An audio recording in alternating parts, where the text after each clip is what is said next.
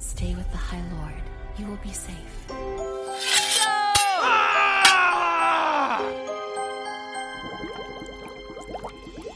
Bonjour et bienvenue dans le podcast Le Fond du Chaudron. Ici, on vous parle de fées, de dragons, de loups-garous et de sorcières. Bref, des lectures de notre book club fantasy, pour la plupart en anglais et quelques-unes en français.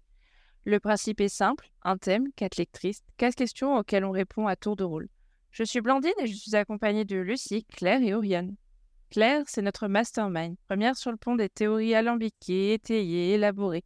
Elle a déjà lu 4 fois Force Wing et elle aime particulièrement quand les personnages souffrent. Salut Claire! Salut! Lucie nous alimente en fanfic, en TikTok, en review sous forme d'étoiles. Véritable book goblin, elle est toujours prête à phosphorer et à rigoler sur les traductions anglais-français. C'est notre spécialiste pop culture, Harry Potter et Taylor Swift. Hello Lucie! Salut! Oriane ne dort pas beaucoup et lit plus vite que son ombre. Elle a déjà lu tout le Massverse en l'équivalent de 15 jours en commençant par Akotar. Elle fait des classements de Book Boyfriend et de Smut et elle est toujours partante pour un buddy read. Salut Oriane! Salut! Quant à moi, je suis le tout-terrain de la fantasy, je peux tout lire, ma devise, finir ou périr. J'ai déjà acheté 3 fois le même livre, en français, en anglais et en tibétain, parce que j'avais oublié que je l'avais déjà lu. Mais je garde l'ambition d'arriver un jour au bout de ma pile à lire. Le thème de cet épisode, c'est Bienvenue dans le book club, et on commence tout de suite avec la question de Oriane. Et donc, ma question, c'est comment vous décririez une lecture à quelqu'un qui n'y connaît rien? Écoute, moi, si je devais commencer, déjà, je pense que ma description serait un peu comme moi, elle partirait dans tous les sens. Mais en même temps, nos lectures et surtout nos discussions, ça part un peu dans tous les sens aussi. Et c'est ça que je trouve vraiment très fun. C'est ça que j'apprécie d'ailleurs, c'est le fait que, ok, être tout seul avec son livre, c'est très, très cool. Mais il y a toujours un moment où je me dis, oh là là, j'ai envie de parler de ça. Ah, qu'est-ce qui se passe? Est-ce que telle personne l'a lu? Et qu'est-ce qu'elle en a pensé? Et voilà, et je me retrouve à prendre des notes, à me poser des questions que je me serais jamais posées avant.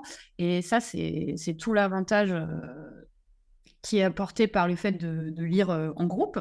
Et voilà, on est surtout, voilà, comme Blandine a dit, sur la fantaisie. Même s'il n'y a pas que ça. Et ça, voilà, c'est hyper vaste, impossible à décrire, mais j'ai envie de dire, venez dans le fond du chaudron. On s'amuse vraiment, vraiment beaucoup.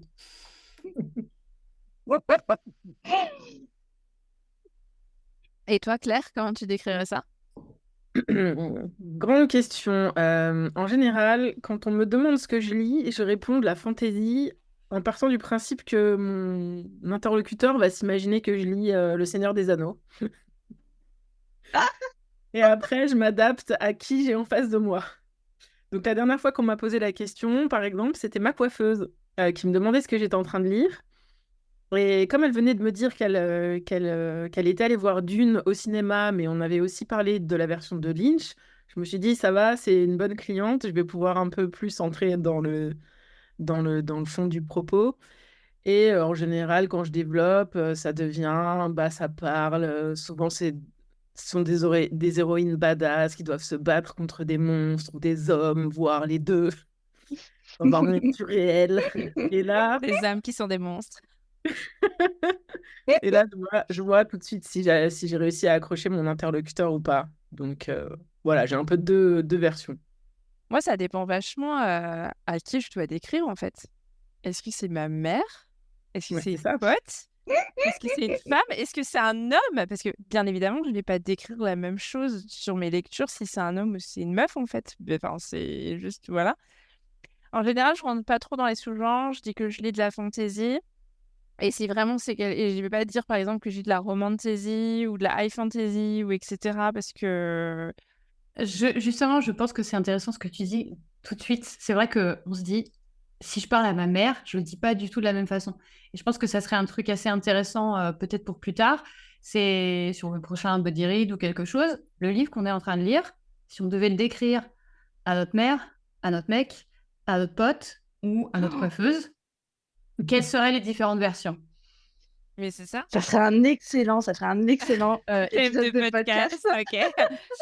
Mais Donc, du coup, pour quelqu'un qui connaît vraiment, vraiment rien, et typiquement, moi, j'ai beaucoup essayé de convaincre ma mère, mais pendant des années, et il a fallu que je passe par des portes vraiment dérobées. Je pensais vraiment que ça pouvait vraiment lui plaire, et j'ai dû passer par plein de portes dérobées, notamment passer par des autrices françaises, parce que elle avait cette vision un peu en mode la fantaisie. Déjà, effectivement, comme disait Claire, c'est un truc... le podcast a failli s'appeler Fantaisie de bonhomme. Bon, bah voilà, c'était genre la fantaisie, c'est un truc de bonhomme. Et elle avait cette image un peu le Seigneur des Anneaux, des orques, des trucs un peu crado et tout.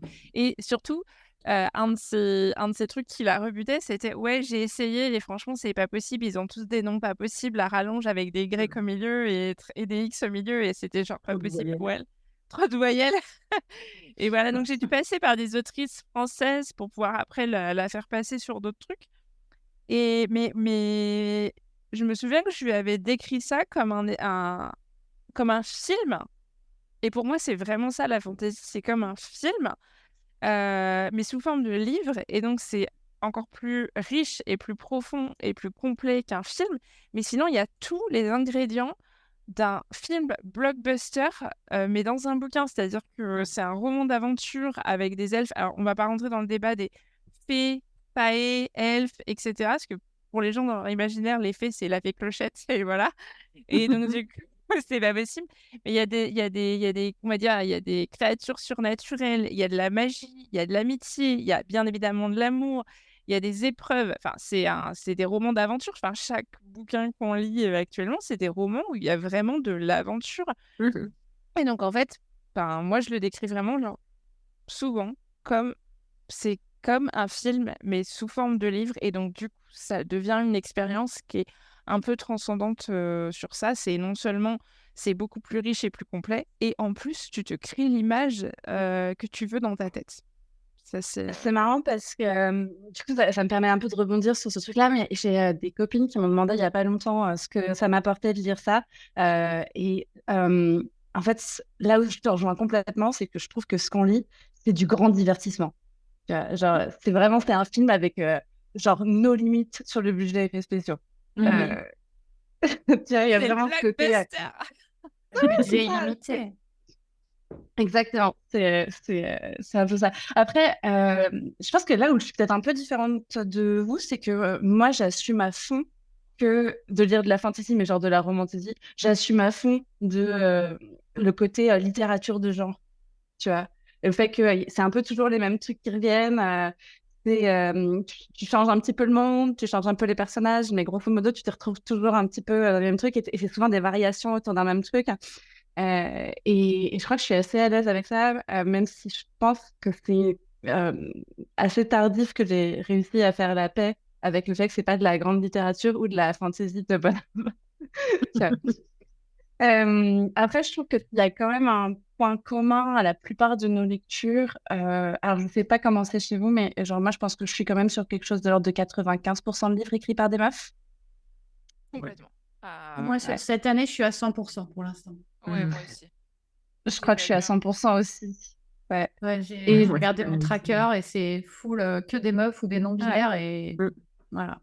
Et ce qui est marrant, c'est que effectivement, quand je reprends mon entrée dans la fantasy quand j'étais ado, je lisais quasi exclusivement des mecs parce que effectivement, du coup, je suis rentrée. Enfin, alors pas tout à fait parce que ado, je suis rentrée dans la fantasy par des meufs et ensuite j'avais cette espèce de truc de effectivement, la fantasy c'est un truc sérieux et si c'est sérieux. Ben, c'est de la fantaisie de bonhomme, donc c'est écrit par des mecs, c'est des orques, et c'est des mecs qui se battent, et c'est des épées bien lourdes, et tout ce qu'il y a derrière de connotations et de compensations quelconques. Je veux dire que l'épée signifie quelque chose et c'est un symbole. Ah, c'est Oh là incroyable. là, c'est fou. Il y a Un carrément symbole? une Mais de saga quoi? Tu as vu ma grosse épée qui scintille? Il y a quand même une saga entière qui s'appelle l'épée de vérité. Ah, j'ai pas lu ça. Ouais, et ben ça va aller. T'es pas obligé, je veux dire. Mais tu nous feras un petit résumé, Ouais, un voilà. mime. L'épisode spécial. J'ai lu pour vous. Un spin-off. Mais oui, tu vois, moi, sur ce truc de la plupart des livres qu'on lit sont écrits par des femmes, je trouve que ça va même encore un petit peu plus loin que ça, parce que on n'est pas sur la première génération de femmes qui écrit de la fantasy. Genre, il y a eu Ursula Le Guin Évidemment. et du coup, t'as cette espèce de truc c'est des meufs qui ont pris tout un truc qui a été déblayé avant par d'autres nanas et qui apportent encore autre chose par rapport à ça. Et je trouve que dans toutes nos lectures, on sent hyper fort quelque chose qui est un peu de l'ordre du female gaze. C'est-à-dire que je trouve qu'on le sent dans la façon dont les personnages sont écrits en général. On le trouve dans la façon dont les relations sont décrites. Il y a une emphase qui est hyper forte sur les liens que les personnages tissent entre eux, les espèces de dynamiques relationnelles. Et je trouve que c'est ça qui est ouf, c'est qu'en fait, il y a une dimension hyper humaine dans tous ces livres qu'on ne retrouve pas dans la fantasy de bonhomme, dans la high fantasy, des machins comme ça. Mais il y a aussi des trucs qu'on aime de la high fantasy. Il y a quand même des plots, il y a quand même de la politique, il y a quand même de la grosse Des bagarre. batailles, voilà. Ouais. Exactement. Des guerres, de la politique. Et ce qui est marrant, c'est que ça me permet de faire une transition hyper smooth sur la question que voulait poser Lucie, parce que ça nous renvoie à qu'est-ce que nous apporte la fantaisie dans notre quotidien. Et du coup, le fait est, donc je vais laisser Lucie après poser sa question, mais je fais juste ce petit fil de pensée qui est que tu parles du female gaze et tout ça, très clairement, à l'heure actuelle, moi je lis aussi de la fantasy parce que mon quotidien, je n'ai pas du tout envie de le lire. Je lis pas de romans contemporains parce que je n'ai pas du tout envie de lire mon quotidien au jour le jour.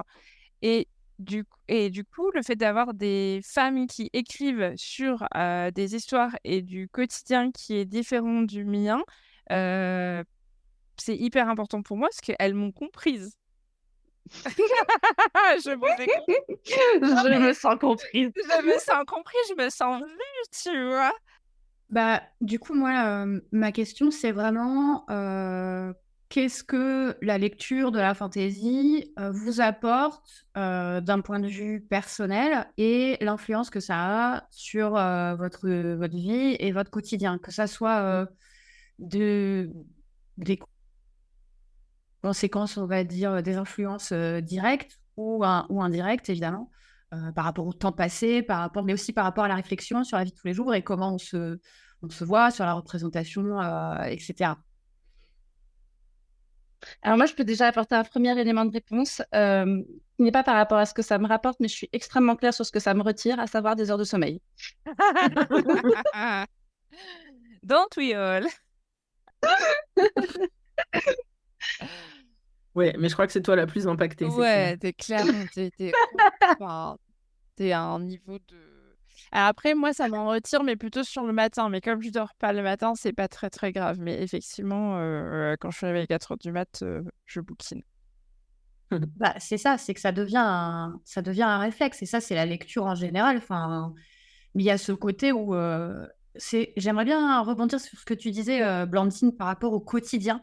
Le fait de ne pas lire des choses qui sont trop proches du quotidien. Effectivement, enfin, la fantaisie, elle a ça que bah, c'est un échappatoire. Et effectivement, ça existe, enfin, tout existe, mais on n'a pas effectivement envie de lire, et je crois que je peux parler pour nous toutes, des histoires bah, de meufs qui dorment pas parce qu'elles s'occupent de leurs enfants, puis elles bossent, et puis tout ça. Ou alors, à un moment, elles se font enlever par des fées et elles se retrouvent mariées avec le roi des fées parce que tu comprends, il a perdu sa première meuf ou c'est sa jumelle ou quelque chose, quoi. Ouais, après, la notion d'évasion, tu peux l'avoir un peu partout, même quand tu lis du contemporain. Si tu lis du contemporain où c'est des meufs qui tombent amoureuses de milliardaires, très clairement, t'es pas dans ton quotidien et du coup, pourquoi pas aussi, enfin... Bah, on n'a pas le même quotidien. On n'a pas le même Qu'est-ce que quotidien, tu veux qu'est-ce que que je te tu veux dise? mais du coup, le phénomène d'évasion, voilà, quand tu lis pas forcément de la fiction, où j'ai lu des essais historiques, ça m'évadait aussi de mon quotidien parce que je suis pas, j'ai pas un master en histoire antique et médiévale et donc du coup, forcément, voilà. Mais t'as quand même sur l'influence sur ta vie, t'as quand même le côté en fait, ça rejoint un peu la réponse tout à l'heure. C'est un film, c'est un blockbuster, c'est un espèce de divertissement. Il y a un côté aussi un peu obsessionnel, comme disait Oriane, ce côté, on retrouve des tropes et des plots et des mouvements dans la fantasy qui sont un peu toujours les mêmes et qui reviennent. t'as un côté un peu obsessionnel. Est-ce que dans ce bouquin-là, je vais retrouver ce truc-là que j'aime bien ou est-ce que justement, je vais pas le retrouver? Tout le côté justement sur la romantésie, slow burn, ou le truc de fait tomber amoureux tout de suite ou de tu vois genre que ça arrive tout de suite, etc. Genre qu'est-ce que t'aimes bien? Est-ce que t'aimes bien slow burn? Est-ce que t'aimes bien slow burn mais pas trop? Est-ce que enfin tu vois t'as tout ce truc là où du coup ça devient un peu obsessionnel parce que tu vas toujours aller à la recherche du prochain bouquin qui cochera toutes les cases qui feront qu'à la fin tu vas lui mettre 5 sur 5 d'étoiles rayures sur Storygraph en mode ok j'ai surkiffé, il a coché toutes les cases de mon kiff. Et puis à titre perso, effectivement, comme disait Claire, c'est des héroïnes qui sont hyper badass. Et moi, pour moi, dans ma vie, dans mon quotidien de tous les jours, c'est un peu des genres de rôle modèle. Alors, c'est des persos et c'est hyper fictif, mais il y a ce côté un peu rôle modèle, genre putain, elle s'entraîne. Moi, je me suis mise au sport pour ça. Enfin, très clairement, je me suis mise à courir en mode, mais vraiment, c'est genre vraiment, c'est un truc où ça te dépasse. Et là, tu fais, mais C'est la ça que meuf. j'attendais. C'est une Voilà. T'en es où de ton... C'est T'en une es où de ton villageoise. 10,000 Steps Challenge, Mais quoi. oui, t'en es où de ton 10,000 Steps Challenge? Ouais, t'étais une villageoise dans le fond du trou du cul du monde. Et donc, et elle a réussi à se battre avec ou sans magie. Hein, et toi, t'en as pas. Donc, il va falloir que tu fasses sans. Mais elle avait pas que la magie pour compter dessus. Elle n'est pas devenue hyper musclée d'un coup juste grâce à la magie. Et donc, du coup, t'es là et tu fais, moi, en cas d'attaque de zombies, je meurs très très vite. Donc, Tu es vraiment cette meuf dans le réel qui dit moi je m'entraîne parce que je veux pas être la meuf à cause de qui tout le groupe meurt parce que je sais pas me servir d'une épée. c'est tellement ça. Je prendrais l'épée par le mauvais bout et on sait que c'est pas bon du tout. Car Moi, il faut déjà avoir des car épées. l'épée n'est pas un symbole, bien évidemment. Moi, je voudrais juste rassurer les auditrices et les très éventuels auditeurs qu'on aurait sur le fait que c'est pas parce qu'on se met à la fantaisie et à la romantésie qu'on se retrouve à faire du sport. Moi, personnellement, ça n'est absolument pas arrivé jusqu'à moi. Non Euh, Voilà. En revanche, je mentirais si je disais que je suis insensible au spice dans ces bouquins. Parce qu'il y a quand même une composante dans la plupart de ces bouquins où il y a souvent des scènes, disons, qui vont de sensuel à plus. Qui sont en Érotique, général- je pense que tu peux dire le mot érotique. Oh, j'avais sexuel, mais si tu veux, on est Ouais, d'accord. ok. De Et, sensuel en passant par érotique jusqu'à sexuel. Après, attendez-moi, il y a un truc qui n'a pas été dit, mais je trouve que moi, les lectures, ce qu'elles m'apportent dans le quotidien, c'est que moi, je trouve que ça m'élargit mon monde de ouf, mais d'un point de vue aussi affectif, dans le sens où je m'attache vachement aux personnages. Et genre, la vérité, j'ai l'impression d'avoir de nouveaux potes parfois. Oui, tout à fait, ouais. Alors, Genre, en fait, quand je vais bouquiner, non mais on n'est pas toutes pareilles, ok, mais respecte ça, s'il te plaît, Blandine. Moi, quand je vais lire, il y a des fois, je suis là, genre, est-ce que je préfère passer la soirée avec mes potes de la vraie vie ou avec mes potes dans le livre, en fait, tu vois. Et il y a des fois où je préfère passer la soirée avec mes potes dans le livre parce que, surtout, tu vois, dans ce genre-là en particulier où c'est tellement bien écrit et tout, je crois que je suis un peu comme Claire, tu vois, genre Claire, une fois, tu nous avais dit dans la boucle signal du book club, ah là, les personnages me manquent, je me demande ce qu'ils sont en train de faire. Mais la vérité, ça m'arrive tout le temps. Ouais. Tu vois alors moi, Complètement ça. moi, j'ai cette situation-là, mais pas du tout. Enfin, je choisis tout le temps la lecture versus mes potes, mais juste parce que je suis introvertie, tu vois. J'ai pas la question, je me pose pas la question de ce qu'ils font ou de genre, je préfère passer ma soirée avec mes personnages. Non, je préfère passer ma soirée avec personne, en fait. Et dans personnage, il y a personne. Je sais qu'avec lui, on se comprend sur ce sujet. Et qu'est-ce que t'en penses, Claire, toi, du quotidien? Qu'est-ce que ça t'apporte d'un point de vue personnel? Oui, ben non, mais je rejoins totalement ce que Oriane a dit. Moi, les personnages font partie intégrante de ma vie. Si le livre me fascine, hein, évidemment, ça marche pas pour tous les livres, malheureusement. J'aimerais bien. Mais oui, j'y pense quand je suis au travail. Des fois, je me dis, ah, j'aimerais mieux savoir ce qui se passe dans mon livre que effectivement faire ce que je dois faire au travail, par exemple. Et voilà. Après, il y a aussi on parlait des attentes qu'on avait quand on lisait des petits piments par rapport à nos compagnons et tout ça. Moi, il y a un côté aussi où c'est tellement idéalisé qu'en fait, quelque part, je me détache de ça par rapport à la vraie vie. Enfin, ça devient quand même aussi de la fantaisie, du coup. Euh, même en fait, tout ce truc des personnages principaux masculins qui sont souvent, bah, souvent, hein, pas toujours, mais complètement parfaits, et il y a aussi ce truc du female gaze où le personnage masculin va demander le consentement de la jeune femme avant de faire quoi que ce soit, qu'on ne retrouve pas forcément dans la vraie vie. Et ça me plaît aussi, mais pour moi, ça reste un peu... Ça, du coup, ça me remet dans la fiction, en fait. Je sais pas si Bah, c'est bah, clair ce que je ouais, dis. je comprends ce que tu veux dire parce que du coup, ça t'expose à des. Enfin, si tu commences à y croire, entre guillemets, ça t'expose forcément à des Des déceptions. déceptions. Ah, mais c'est horrible, ça veut dire que genre un mec qui demande systématiquement le consentement, en fait, c'est de la high fantasy, tu vois. Mais oui, mais c'est ça qui est horrible. Non, mais vraiment. Et en fait, je me demande si du coup, on devrait pas mettre nos bouquins dans les mains de nos mecs et justement leur faire lire en leur disant voilà, c'est ça qu'on attend en fait d'un mec respectueux et c'est ça qu'on attend d'un truc. Mais c'est du female gaze. Très clairement, c'est des personnages masculins qui sont écrits par des femmes pour expliquer, enfin, en tout cas, Pour des ça leur femmes. pour des femmes et avec Répondre un aux attentes des femmes. fantasme. Voilà, et avec un fantasme d'un comportement masculin qui est décorrélé parfois, pas tout le temps, mais parfois, du patriarcat et de tout ce que en fait nous on vit au quotidien. Et c'est aussi pour ça qu'on décide de s'évader, je pense, dans la lecture de la fantasy, c'est ce côté Ouais, c'est des personnages réaliste. masculins. Les personnages masculins, ils ont une très grande fraîcheur dans la façon dont ils sont écrits parce que c'est vrai que enfin, moi, c'est vrai que la première fois que j'ai lu un personnage comme ça, t'es là genre, wow, mind blown. Genre vraiment littéralement, quoi. T'es là genre, c'est la révolution. Et puis après, t'es là, ah oui, mais en fait, c'est de la fiction.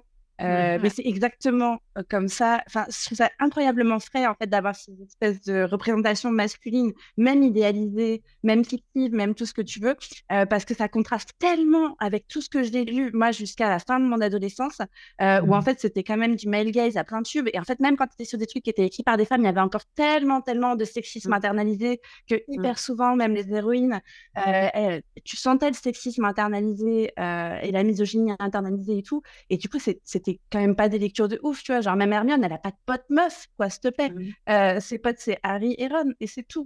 Et elle est valorisée parce que elle n'est pas comme toutes les autres meufs. Ses relations avec les autres filles, alors je sais plus ce qui est dans les livres, dans les films, etc. Mais toutes ces relations avec les autres filles ne sont que compétition. C'est-à-dire que il n'y a pas, enfin, pour compétition ou moquerie, exactement. C'est-à-dire que compétition avec Lavender, moquerie avec Luna, C'est Parkinson. avec Fleur, avec Pansy, avec absolument tout le monde. Et c'est effectivement, je pense aussi que ce female gaze, il est de plus en plus présent, et c'est top, parce que aussi, bah, il y a une progression générale, on va dire, des femmes en général et des autrices en particulier, et parce que toute cette misogynie intégrée, ce sexisme, ce male gaze qui était intégré, il vient des autrices à la base. Ouais. Et voilà. Ouais. Et d'ailleurs, à Harry contrario, Potter, on peut. Voilà. Et l'évolution de ça fait que on a de plus en plus de choses qui vont dans ce sens-là dans les livres qui sortent actuellement, même si évidemment on peut trouver des exemples dans des choses qui sont sorties il y a très longtemps. Mais c'était totalement avant-garde et c'était pas du tout mis en avant par qui que ce soit, en tout cas pas dans le sens de la promotion d'une œuvre.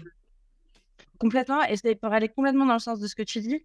Je trouve qu'en plus, on a beaucoup parlé des main male caractères, des personnages principaux masculins, mais je trouve que les livres mettent souvent en scène des amitiés féminines où justement il n'y a pas de rivalité.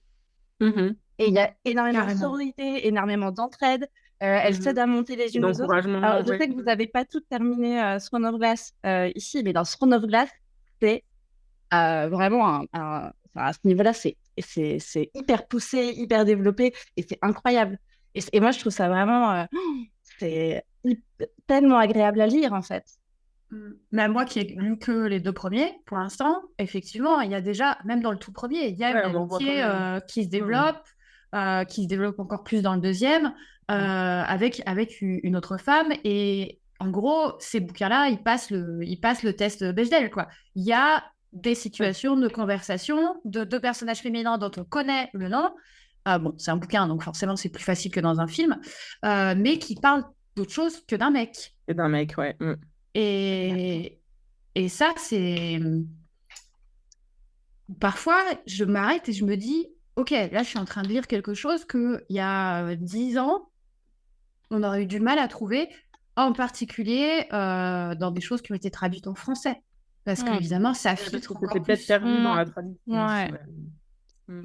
Et si je rebondis là-dessus et sur le fait que ce soit hyper important d'écrire ce genre de choses, sur les déceptions que peuvent nous apporter les Perfect Book Boyfriends, notamment, où justement cette histoire de, en fait, les femmes ne sont pas forcément en compétition et en rivalité les unes entre les autres. Certes, ça peut nous exposer à des déceptions. Ça peut aussi, entre guillemets, élever le débat et se dire, bah non, justement, du coup, moi, mes attentes pour un homme, elles sont telles et telles et telles. Et en fait, je dérogerai pas. Et du coup, ça pousse aussi les hommes à être meilleurs, entre guillemets, enfin, ou en tout cas, à nous, ne pas accepter un comportement qui ne nous semblerait pas acceptable. Et pour les femmes, à dire, mais attends, mais moi, j'ai pas du tout envie de rentrer dans un système de compétition avec, je sais pas, même au quotidien, mes collègues ou quoi que ce soit. Non, enfin, on n'est pas dans ce délire. Et c'est pas forcément un truc auquel, quand j'étais adolescente et que je lisais les premiers romans de fantasy ou de science-fiction de milieu des années 80 ou fin des années 80, je les ai lus une dizaine d'années plus tard qu'ils soient sortis et on n'était pas encore dans ce phénomène-là tout à fait.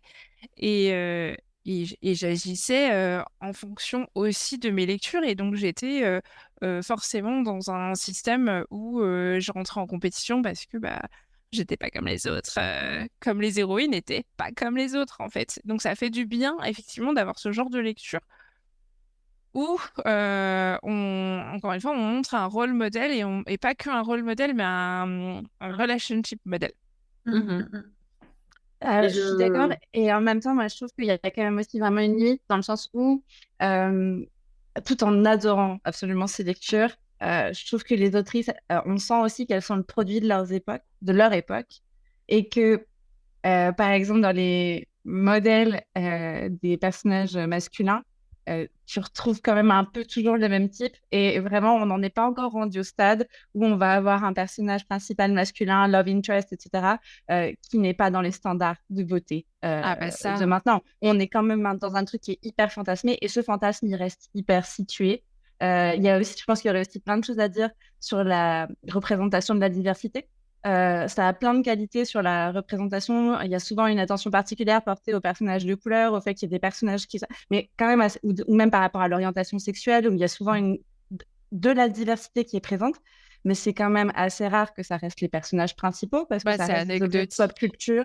Ouais, et en fait, ça reste... Ces bouquins-là, ils restent des objets de pop culture, donc ils sont archi mainstream, et donc ils correspondent complètement à ça aussi.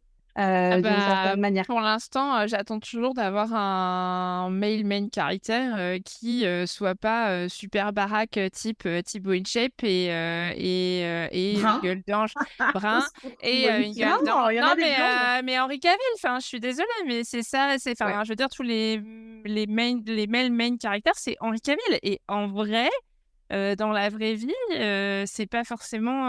Enfin, moi, en tout cas, c'est pas mon fantasme. Et en plus, tu n'en rencontres pas tous les jours. Et voilà. Mais effectivement, elles sont le produit de leur époque. Et le produit de l'époque, c'est un homme, ça se doit d'être costaud et plein de muscles.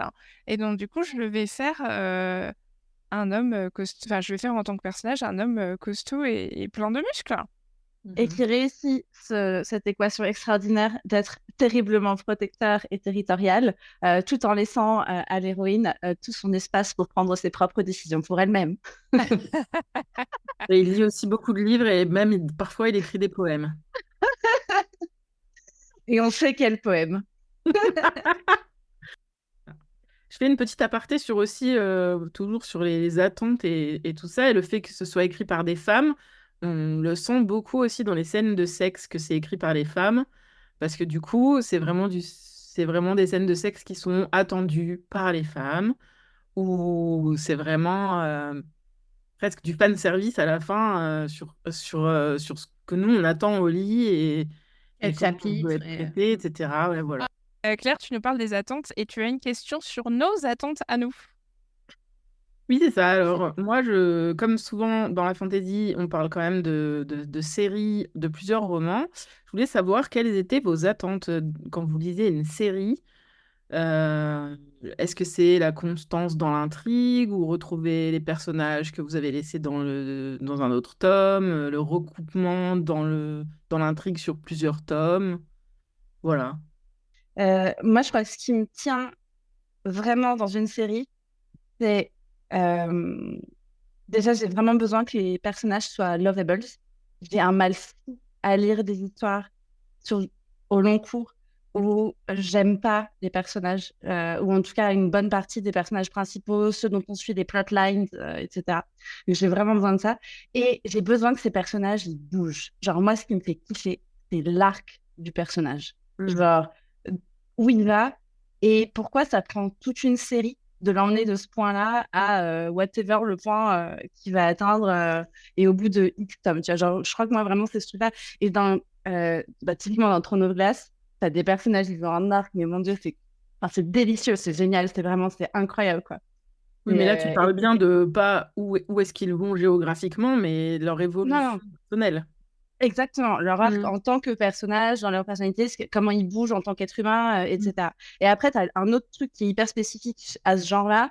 Moi, je crois que j'ai une espèce d'attente sur l'articulation entre, genre, OK, tu t'es fait chier à me faire à me créer un monde.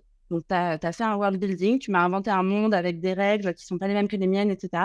Bah, je veux voir comment tu vas utiliser ce monde dans ton plot, tu vois.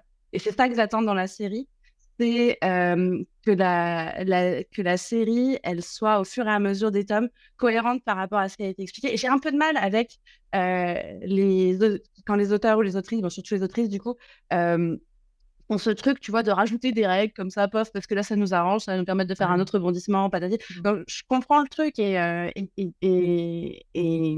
ça peut aussi, enfin, je peux assez bien tolérer ça parce que si derrière, ça fait un truc qui feuilletonne bien, où il se passe des trucs, où il y a du rebondissement, où je suis prise dans l'aventure et tout, bah, ok, je peux le tolérer, mais j'ai vraiment un kiff quand tu sens que le monde, il est hyper bien construit dès le départ.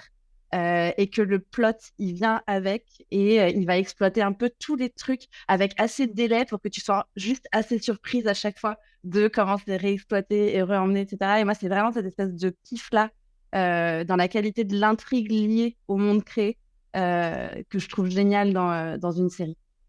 Et toi, Lucie? Moi, ce qui m'intéresse dans l'idée que... Alors, je mets vraiment la série en opposition totale au stand-alone, c'est-à-dire que je commence pas un livre, je commence pas une série, enfin un livre qui fait partie d'une série en particulier, qui est le commencement d'une série, et un livre que je peux lire. Il y a des livres qu'on peut lire seul et qui font partie quand même d'une série parce que dans le même monde, etc. Mais je les aborde pas du tout de la même façon dans ma façon de lire. J'ai des attentes en fait qui sont présentes avant, qui sont pas forcément celles du genre, des tropes et tout ça. Euh, Moi, ce que j'attends, alors je voudrais rebondir sur ce que dit Oriane par rapport au world building. Effectivement, ajouter des règles dans le 3e tome sur 7, non merci. C'est trop Ouais, on est déjà dans la fantasy, il y a de la magie, il y a des créatures et tout. C'est déjà des choses qui peuvent être qualifiées de raccourcis parfois. C'est pas la peine d'en rajouter et c'est dommage et c'est maladroit. De la même façon que quand c'est trop obscur, quand il y a trop trop d'easter eggs et que on nous aide pas un minimum. J'aime bien qu'on me prenne par la main de temps en temps. J'adore échafauder des théories et tout ça, surtout quand il faut attendre entre 2 tomes, tout ça. Mais j'ai besoin de temps en temps qu'on me laisse des indices un peu plus gros parce que si je voulais résoudre des énigmes, je relirais tous les Agatha Christie, tous les policiers absolument passionnants que j'ai pu lire ou j'en lirais des nouveaux. Euh, donc il y a déjà cette attente-là au commencement. Il y a vraiment quelque chose dans la création de ce monde fantastique. Moi, j'adore les fantaisies qui sont aussi ancrées dans le réel, qui ont des liens avec notre monde à nous. La fantaisie et le monde moderne, j'adore en fait quand ça se croise. C'est pour ça que je pense que j'aime autant, en tout cas, les 2 premiers tomes de Crescent City, parce que il y a ce côté moderne. Je suis beaucoup moins high fantasy. J'ai besoin qu'il y ait un lien. J'ai besoin qu'il y ait un. Même si c'est l'héroïne qui est transportée dans un monde parallèle, j'ai besoin qu'elle ait de ces caractéristiques qui peuvent correspondre à nous aussi ou à quelqu'un, enfin, qui pourrait en fait, même si on n'a pas de point commun avec l'héroïne, et qu'elle amène et qu'on ait ces 2 mondes qui se rencontrent. Et je trouve que dans une série, c'est hyper intéressant à développer. C'est les allers-retours, c'est des choses comme ça. Et ça, c'est top. Euh, et ce que j'aime bien dans les séries, c'est qu'il y a une vraie fin aussi. Alors bon, en ce moment, on lit des trucs qui sont plutôt en cours et tout ça, et c'est très très fun. Mais j'avoue que quand je commence une série, il y a un moment où je me dis, j'ai hâte d'arriver à la fin. Pas parce que ma lecture, elle n'est pas passionnante, mais parce que j'ai envie que ces personnages et ces histoires, elles aient une fin la fin qu'elles méritent en fait. Et il y a certaines séries parfois qui sont pour des raisons X ou Y, et puis c'est aussi des raisons de personnelles. Moi, je n'ai pas forcément apprécié. Il y a des fins qui me plaisent pas, et ça, ça fait que souvent, quand je vais terminer une série et que je suis pas très satisfaite de la fin, je vais me concentrer sur des lectures individuelles ensuite qui seront pas forcément mieux en termes de qualité d'écriture ou de plot, tout ça. Mais il y aura ce côté où je vais aussi me dire, j'ai moins perdu de temps. Tout simplement. Tout simplement. Je fais juste une mini insiste pour parler de ce mème qui revient hyper souvent sur le BookTok ou sur Instagram. C'est sur le fait qu'il y a des lecteurs, des lectrices qui refusent de commencer des séries qui ne sont pas terminées. Ils ne sont pas terminés. Qui pose problème. Ouais, il y a pas mal d'argumentaires pour expliquer que ça pose problème au niveau des publications pour les auteurs et les autrices, puisque si on commence pas la série tant qu'elle n'est pas terminée, on n'achète pas le bouquin. Mais si on n'achète pas le premier tome, la maison d'édition, elle va pas éditer le deuxième, quoi. Moi, la question de Claire, moi j'aime bien les séries, mais j'ai rien contre non plus les stand-alone, même si j'ai plutôt tendance à préférer les stand-alone, mais qui se situent dans un monde, dans un world building où il existe une série. Typiquement, pour moi, l'exemple le plus, du coup, ça va pas être de la romantasy, mais ça va être de la fantasy un peu pure, et encore même pas vraiment.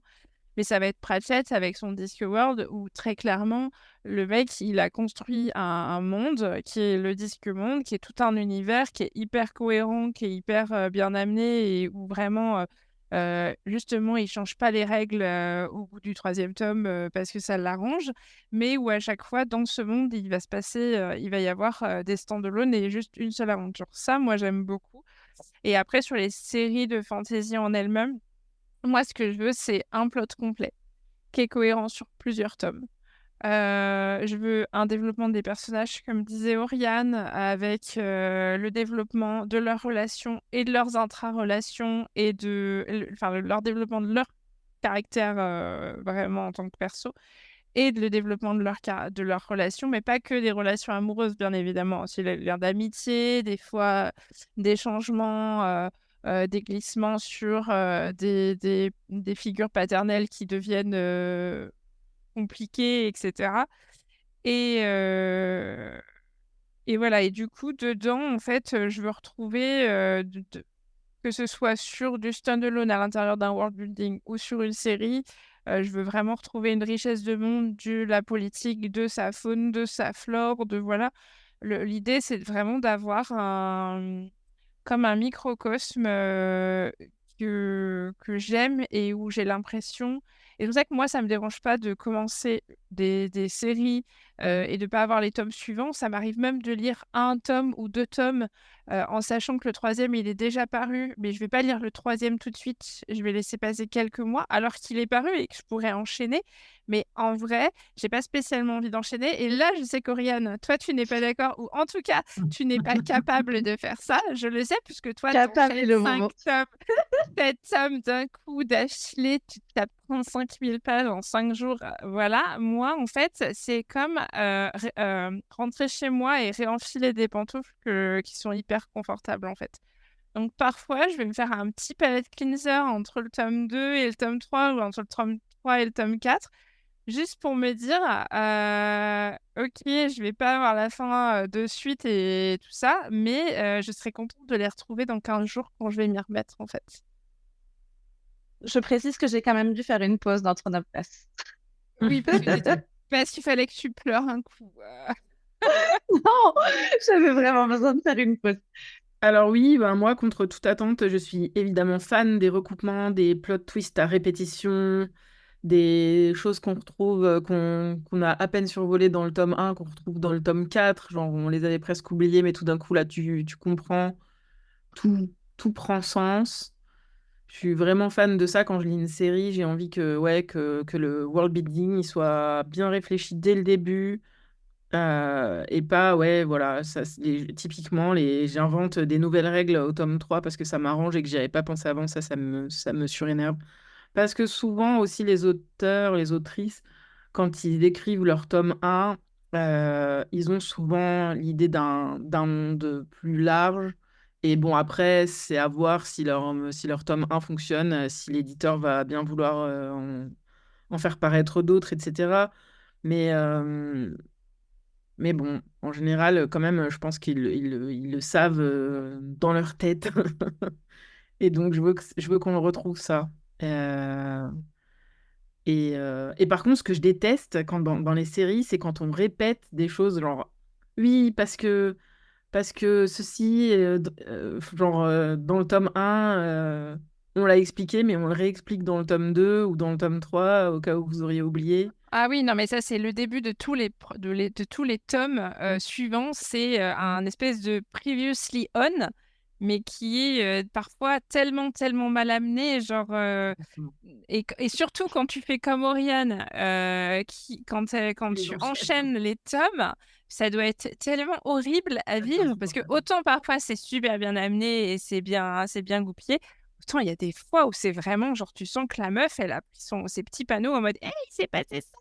J'ai pensé ça, et voilà. Ça, je déteste. Moi, je pense que dans Sarah J. Maas, il y a au bas mot 5 à 10% de l'écriture qui consiste à te rappeler ce qui s'est passé pour que tu puisses lire ton tome suivant sans avoir à relire la totalité du tome d'avant. Alors moi, trouve je que les ça ai pas ajoute souvent enchaînés, cette donc espèce je de me rends grande pas, ouais. boucle. Ça m'a pas traumatisé, donc je pense que c'est quand même assez bien amené. Mais j'ai lu d'autres auteurs, Ouais. oui, où ils te disent truc est en train de chercher le machin Parce que la prophétie, parce que Ouais, voilà, ouais. voilà, c'est ça, Mais il doit ça fait sauver. mais ça, ça fait très artificiel, effectivement. Bah complètement. après, ça répond vachement bien à cette espèce de tension qui est que ta série, tu peux effectivement soit la lire d'un seul coup en enchaînant, soit la lire avec les délais de publication qui sont entre, les rythmes imposés par les maisons d'édition, par l'écriture en elle-même, etc. Et je trouve que c'est pas forcément évident de trouver des auteurs, des autrices qui savent faire ce truc d'embarquer tout le monde sans que ça soit lourd pour personne à la fin.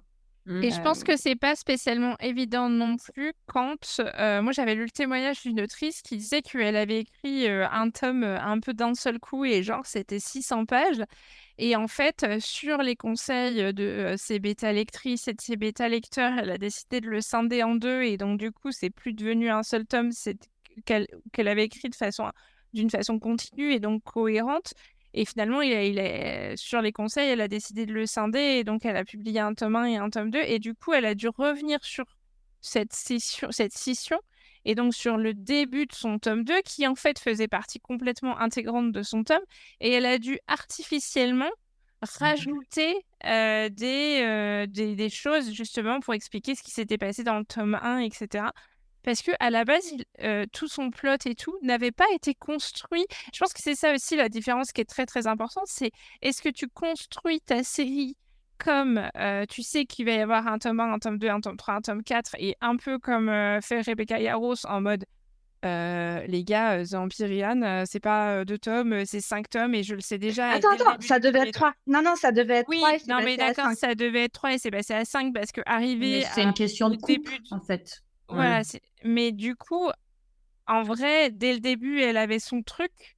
Et à la fin, à la fin du tome 1 ou au tout début du tome 2, elle est arrivée à son éditrice en lui disant non, mais en fait, soit je fais vraiment 3 tomes, mais du coup, le 3e tome, il fera 4000 pages, ou alors on fait 5 Et tomes, il tu sera vois. quand même rushé. Il fera 4000 pages, il sera quand même rushé. Et ça, c'est Crescent City 3. Mhm. Et moi, toutes ces choses sur tous ces questionnements sur les séries, les livres, le nombre de pages, ça m'amène à ma question, qui est si vous deviez relire qu'un seul livre ou qu'une seule série pour le reste de votre vie, en fantasy, lequel ou laquelle vous choisiriez? C'est hyper dur parce que je pense que j'ai pas assez lu j'ai l'impression de ne pas avoir assez lu de choses, donc j'ai l'impression d'avoir encore plein de choses à découvrir. J'aime bien relire les livres, j'aime bien relire les séries aussi, surtout quand il y a un nouveau tome qui sort pour me remettre justement la série en tête avant de commencer le nouveau tome, voilà. Mais j'aime bien les relire aussi comme ça. J'ai relu Harry Potter plein de fois parce que je suis une vieille personne et donc je les ai lus au fur et à mesure qu'ils sortaient. Tu n'es pas seule, Claire. Et surtout, j'ai commencé à les lire en français. Et puis, je suis partie à Londres. Il y a le tome 4 qui est sorti. Je l'ai acheté en anglais. Et là, j'ai continué à lire en anglais. J'ai dû Moi relire aussi, c'est le le premier 4. tome en anglais parce que Ah, moi c'était aussi. hyper compliqué avec les traductions. Et ensuite, je les ai relus parce que j'adorais ça. Et j'ai eu 2 petits garçons qui ont 4 ans d'écart à qui je lis les livres le soir. Donc là, j'en suis de nouveau au tome 4 avec mon deuxième fils. Donc oui, je pense que Harry Potter, ça doit être la série que j'ai le plus relue. Mais Mais est-ce que tu pourrais la lire jusqu'à la fin de ta vie si tu ne non, je pouvais, pense pas parce que si là, tu je ne pense. pouvais relire que ça? Qu'un seul, Ouais. la question, c'est genre si tu ne pouvais. Je peux pas choisir. J'arriverai pas à choisir un seul livre ou une seule série, c'est impossible. Un seul livre, c'est surhumain comme question. Si Ou tu alors, considères, c'est... si seul tu livre, c'est vraiment considères pas que, possible. si tu considères que l'Odyssée de Homère est de la fantaisie, il fait un nombre de pages hallucinant et t'as le temps d'oublier le début quand tu T'as le arrives temps à la d'oublier fin, le hein. début avant d'arriver Mais à la fin, oui. c'est exactement ce que je me suis dit. Moi, si la question c'est réellement un seul livre, je pense que effectivement, j'arrive soit sur la Bible, soit sur l'Odyssée. Dans la Bible, il y a tout, hein. Le world building, les personnages auxquels tu t'attaches qui sont récurrents, les pouvoirs magiques, les scènes de cul, il y a tout. Allez, Lucie, Et c'est c'est quoi gros. ta tech? C'est Moi, vrai. ma question, alors clairement, l'Odyssée à fond, je pense que c'est une super idée en fait. Mm. C'est parfait. Je pense que ce qui peut être pas mal, en fait, je voudrais savoir pour faire mon choix, est-ce qu'on inclut dans la série la fanfiction correspondante ou pas? Ah, voilà. C'est la question, Non, est-ce qu'on triche ou pas? non, c'est moi qui fais les règles et c'est c'est pas une série et ses dérivés. Ben, n'empêche que, donc pas les adaptations, pas les... Ok. Ah ouais, non mais, alors un seul livre, Bah effectivement, après, la oui, on Bible, part je sur t'accorde l'Odyssée. je t'accorde l'Ancien et Ouais, le Nouveau mais... Testament dedans, Ouais, hein. mais tu sais, moi, la Bible, Les la deux tomes. science-fiction, bon, Les 2 tomes. les 2 tomes. Oui, mais là, on part plus sur de la science-fiction. Donc, Il y a de non, la mais magie, effectivement, hein. c'est vrai. C'est une bonne réponse. Après, ouais, carrément, je serais à fond sur l'Odyssée. La nouvelle traduction, ok, à fond. Je pense que si on devait choisir qu'un seul livre, ça serait une excellente question. Après, une seule série, du coup, l'Iliade et l'Odyssée. Hop, Mm. 2 tomes aussi.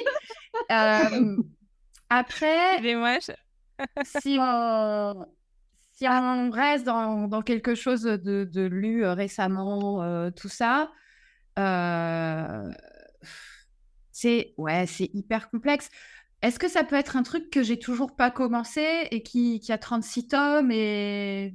Oui, mais Voilà. dis-toi que tu le reliras encore à 70 ans, donc si ça te plaît pas, t'es dans la merde. Ouais, mais en même temps... Ouais, Bah, alors, faut que je veux dire un truc. En même temps, je me dis, je me connais, avec moi, la question, elle est vite répondue.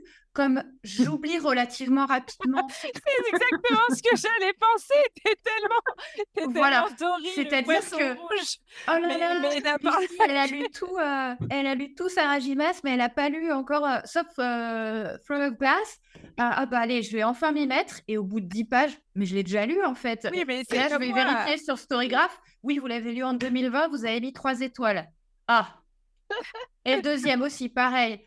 Ah. Et franchement, je me Mais souviens oui, de, mais on a de le même que dalle. mais on a le même sujet. Enfin, je veux dire, moi, je rachète des bouquins parce que je suis persuadée parce que je confonds les titres Voilà. français, anglais, Voilà. etc. Enfin, voilà. Ouais, mais ça, c'est aussi que en anglais, il sort en 1 tome. En français, il sort en 6 tomes. Ah, c'est impossible. Quand il sort, voilà. Donc déjà, ça, c'est problématique. Mais alors, j'ai pas fini Throne of Glass, donc je pourrais pas le mettre en réponse à cette question. Il y en a tellement. J'ai essayé de réfléchir en amont. Je suis incapable de répondre. Ou alors, ça serait un truc genre un truc de fantasy de bonhomme. Je suis désolée. Je vais dire un truc genre Dune, qui est pour moi exceptionnel. Mais le problème, c'est que on est obligé d'inclure les bouquins écrits par le fils, et ceux-là, ils sont Non, dégueulasses. on n'est pas obligé. Donc Dune, originelle. On dirait genre les films. Alors, les vrais Star Wars. Attention. Et ben, il n'y en a pas d'autres. Non, c'est pas ça. C'est que L'épisode 1, il compte pas. Mais ça vaut ça compte. Ouais, tu vois, je regarde derrière moi. Alors, je suis loin il n'y a pas tout, quoi. Mais tu vois, je me dis, le truc, c'est que mes séries préférées n'ont pas été écrites par mes auteurs préférés ou autrices. Et si, en fait, je sais. Je sais pourquoi j'ai pas. Mais si, Philippe Pullman. Et ben voilà. Ah ouais? Et la série que je relis tous les ans, que je time pour terminer le 21 juin, et je chiale ma race. À la croisée des mondes? Ouais. Non. Oh! Si, et je l'ai, enfin, non, ouais, c'est ça, en fait. Voilà, si, je relirai ça. De toute façon, je la relis tous les ans. Là, tu devrais la relire en boucle, pas que time. Ou alors, tu lis que 3 tomes par an pour toute ta vie. Bah, ces 3 tomes-là, plus les 2 du même monde qui sont sortis là récemment, La Belle Sauvage, le Book of Dust là, et il y en a d'autres qui vont sortir, donc je pense que c'est déjà pas mal. Et puis je ferai d'autres choses, voilà, je lirai moins.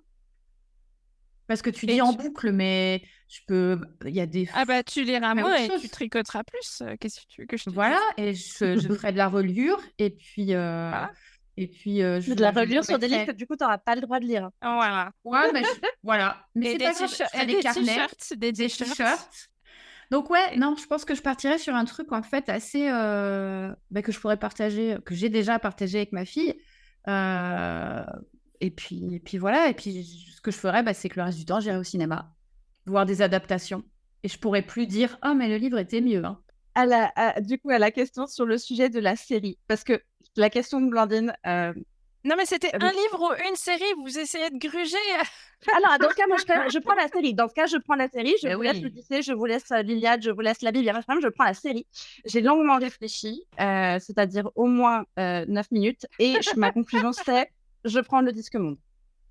Il y a combien de livres? Bah, il y en a 36. Un peu plus. Un peu plus. Ah bah oui, t'as le temps d'avoir... Je prends le Disque Monde. Tous les 10 jours, t'as l'année. Et hop. Et le temps que tu finisses, t'as oublié le premier. Non, je pense que j'ai pas oublié le premier. Et je pense qu'en plus, j'ai un autre avantage, c'est que je peux les lire dans des sens différents pour faire apparaître des... Tu vois, pour faire apparaître des plots différents. Oui, parce que tu as des arcs, en fait, de lecture dans le Disque Monde, ce qui fait que tu peux lire les mêmes livres qui sont à la croisée de plusieurs arcs et tu comprends des choses différentes entre, etc. Je sais que je vais aimer parce que j'ai pas lu tout le Disque Monde, mais j'en ai lu assez pour savoir que... Moi, si, nananani, nananer, et tu... je savais, moi, je sais. Mais entre-temps, je me suis fait embarquer par un certain book club dans toute une histoire de romantasy, donc j'ai mis en pause ma lecture de Disque Monde de Terry Pratchett. Exactement, mais c'est pas vraiment de la fantasy de bonhomme Non, terrible. non, C'est je ça, sais, c'était je sais. vraiment extrêmement drôle. Je sais, j'ai lu d'autres trucs de lui et c'est vrai que c'est. Mais un jour, je vais me lancer là-dedans, mais 36 livres. Ouais, Mais mais justement, faut suivre des arcs. Tu le lis jamais en entier. Moi, Ouais. par exemple, en ce moment, je suis dans l'arc des sorcières. L'arc des sorcières, il est trop cool. Mais ouais, moi, je suis sûre de moi. Si je le dois plus dire Disque qu'une Monde, série, ouais. je prends le Disque Monde. Alors du coup, tu m'as volé ma réponse, mais j'ai un backup. Ça fait quelques semaines / mois que je vous rabats les oreilles de cette série qui a été écrite dans les années 80 par Anne McCaffrey et qui s'appelle La Balade de Pern, Dragon Rider of Pern en VO. Et dedans, il y a tout. Il y a des dragons, de l'aventure, de la politique, de l'amour. C'est une meuf, en fait. Alors, je sais pas si d'autres avant elle avaient fait ce type de trope et tout ça. Ok. Et sur la Ok. fin, ça prend encore une dimension où la fantasy se mêle à la science-fiction et c'est absolument magistral. Pour moi, c'est une série qui est une masterclass. C'est le fondement de toutes mes croyances et de tout ce que j'aime dans la fantasy et qui m'a fait vraiment venir à la fantasy à un moment.